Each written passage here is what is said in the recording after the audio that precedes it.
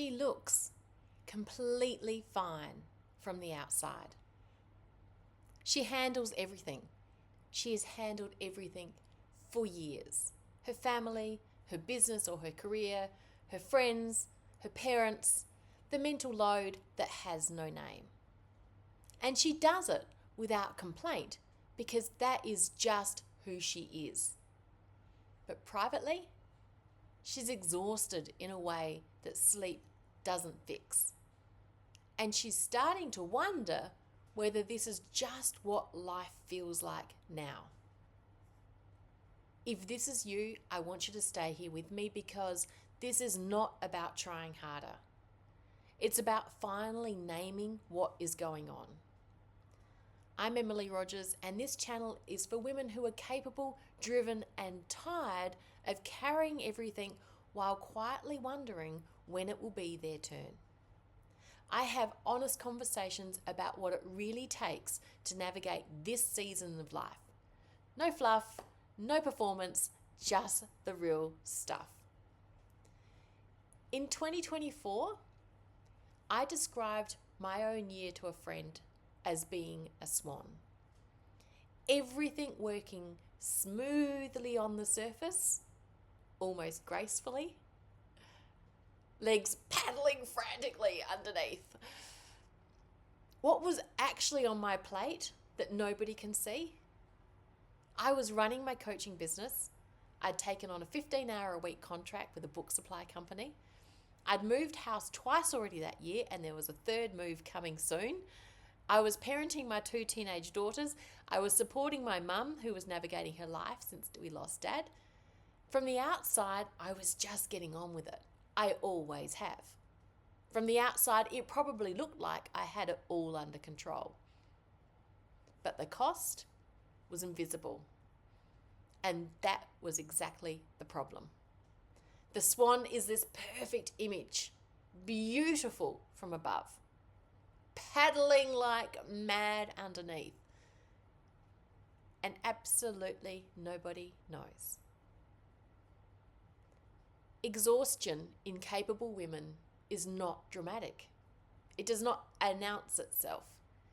It accumulates quietly until one day you realize you cannot remember the last time you felt genuinely rested. Because there's a pattern here that nobody talks about. Capability attracts load. The more you can handle, the more you are handed. And the more seamlessly you handle it, the less visible the cost becomes, because to the people around you, they literally can't see it. It happens at home, it happens in careers, in businesses, it happens in friendships, it happens in families. The competent, capable woman becomes the container for everything. Why? Because she gets on with it. She doesn't make a fuss. She doesn't ask for help because she can work it out. And the people around her, they come to rely on that. Not because they're cruel, but because it works. Until it doesn't. I want to name something important here. The load I'm talking about is not just practical tasks. It's the emotional labor, the mental model you carry in your head for every person in your family, their needs, their schedules, their feelings. The conversation you've already had in your head before they actually happen. You know what I'm talking about. Rehearsing those conversations beforehand. The things that you manage proactively so nothing falls through the cracks. It's exhausting in a way that a to-do list would never, ever capture. You're not given more because you're strong. You're given more because you're capable. And nobody thought to ask how you are managing. People around you are not intentionally adding to your load. They're just trusting that you will hold it because you always have. Because here's the thing about being high functioning. Your exhaustion stays invisible far longer than anyone else's would. Because you're still delivering. You're still showing up. You are still competent. You haven't dropped any balls. You're just exhausted from holding them all. One of my favourite images for this comes from 2022 when I was writing about what I called at the time energy leaks. Energy leaks, sorry, not links, leaks. Think of a sink full of water, but with the plug that doesn't quite fit properly.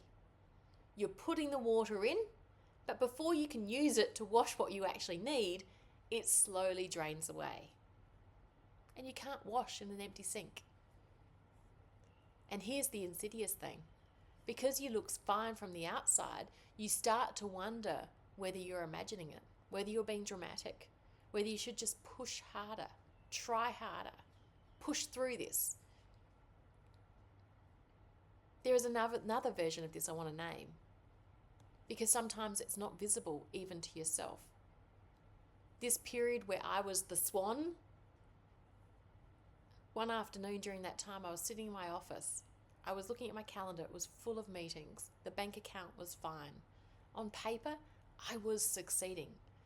In reality, I felt like I was wading through waist-deep water. Everything was fine, nothing was wrong, but nothing felt right either. The gap between fine and actually okay, this is where a lot of capable women live.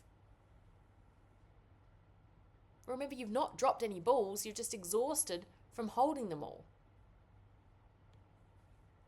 Exhaustion in high-functioning women stays invisible precisely because we keep functioning.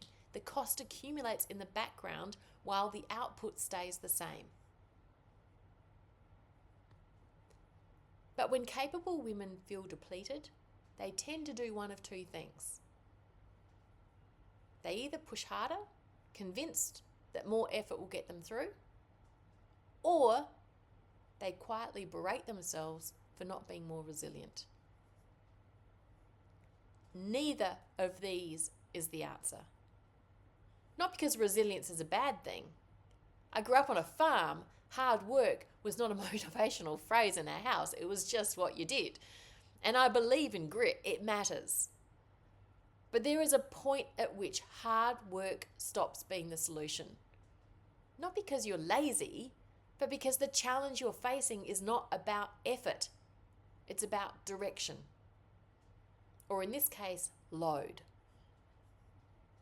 Trying to solve structural overload with more resilient is like trying to patch a leaky roof with more towels.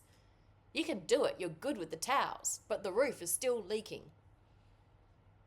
And this matters enormously for women who lead, who run businesses, who are building something. You can't think clearly from depletion. You can't make good strategic decisions when you're in survival mode. Exhaustion is not a personal problem. It affects everything you are trying to build. You cannot build something from chronic depletion. I have tried. The women I work with have tried. Growth does not come from pushing harder. It comes from putting some things down. So I want to leave you with one question. It's not a task. It's not an action plan. It's just a question I want you to sit with. What are you carrying that was never really yours to carry? Not what you should put down, not what you have permission to put down, just what is on your plate that arrived, not because you chose it, but because you were available or capable or you always have. What are you carrying that was never really yours to carry? You don't have to answer it right now, but think, sit with it for a while. When you're reflecting, something will become clear. You are not imagining it. It is not just life, and you are not broken. You are just carrying a lot. Every week, I write honestly about what it takes to navigate this season. It's not a newsletter full of tips and strategy. It's a letter from one woman to another. I invite you to grab a cup of tea and join me at theleaptolead.com/newsletter. And I'll put that link in the show notes.